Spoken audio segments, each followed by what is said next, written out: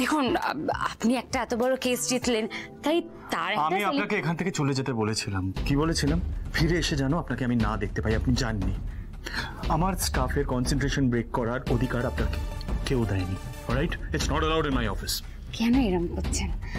আমি তো বলছি সবাই সবার কাজ শেষ করে সন্ধ্যের সময় যাবে, তাতে ক্ষতিটা কি হয়েছে? ক্ষতি কি হবে না হবে সেটার কৈফিয়ত আমি কাউকে দেব না।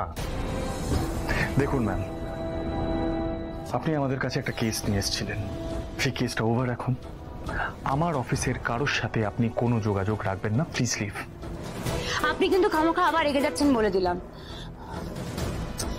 আরে শুধু সারাক্ষণ কাজ কাজ সব করলে হয় নাকি?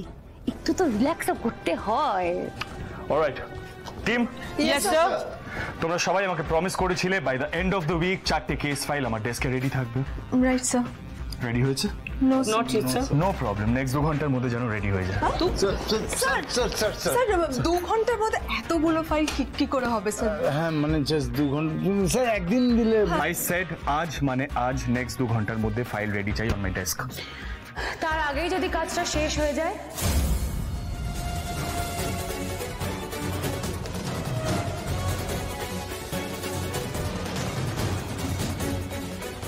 কেস ফাইল রেডি করা কাকে বলে আপনি জানেন না? সবকিছুই যে জীবনে আগে থেকে জানতে হবে তার কিন্তু কোনো মানে নেই মিস্টার ধ্রুব মিত্তির। জীবনে শেখাটাও একটা পার্ট। আপনার তো কাজটা হওয়া নিয়ে কথা, রাইট? আমি যদি সবাইকে নিয়ে আপনার সময়ের আগে কাজটা করে ফেলতে পারি তাহলে আপনি সবাইকে যেতে দেবেন তো?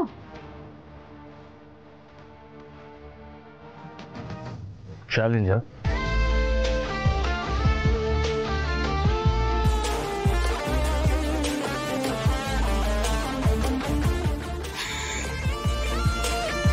হ্যাঁ, চ্যালেঞ্জ। অলরাইট দেন, নেক্সট 2 ঘন্টার মধ্যে যদি আমি কেস ফাইলগুলো আমার ডেস্কে রেডি পাই, কাজ যদি সবার শেষ হয়ে যায়, you can go for the concert. আর যদি সেটা না হয় ম্যাডাম, তাহলে রাত 12টা বাজুক, 1টা বাজুক, 2টো বাজুক, 3টে বাজুক, যতক্ষণ না কাজ শেষ হচ্ছে সবাই কাজ করবে আর আপনি এখানে সারা রাত বসে বসে সেটা দেখবেন। অলরাইট?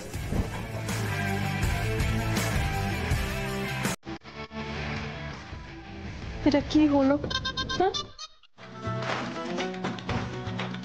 সব ঠিক আছে তো স্যার?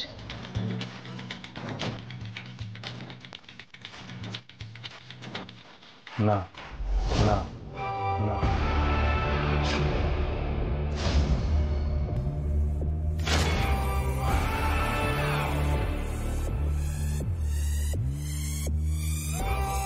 তাহলে স্যার আমাদের আর কনসার্টে যাওয়া হবে না? কেস নাম্বার দিয়ে ফাইল সাবমিট করতে হয়। এতদিন ধরে কাজ করছো, এতটুকুনি শেখোনি। সবার কাজ হাফ ডান। আর হ্যাঁ, যদি কাজটা কমপ্লিট না হয় তাহলে যাওয়া হবে না। আমরা এক্ষুনি কেস নাম্বার লিখে দিচ্ছি। চলো।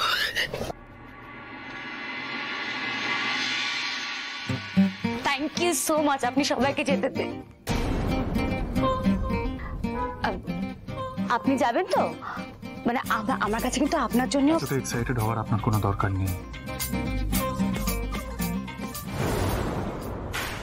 আমি প্রমিস করেছিলাম যে কাজ শেষ হলে আমি সবাইকে যেতে দেবো। I am just keeping my promise, nothing else.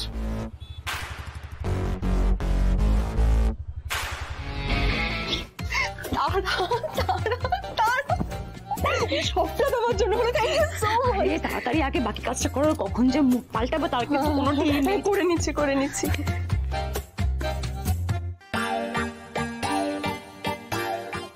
এই যে আজকে সবার ছুটি মানে কিন্তু তোমারও ছুটি, কাজ বন্ধ। আমি কোনো না শুনবো না, আমাদের সঙ্গে তুমিও আজকে কনসার্টে যাবে। ব্যাস দাও দাও দাও দাও, পেন দাও। চলো চলো চলো চলো চলো চলো চলো। আপনি না আসলে একজন ভীতু মানুষ। আনন্দ দেখলে আপনার ভয় হয়, সবাই হইচই করলে আপনার ইরিটেশন হয়।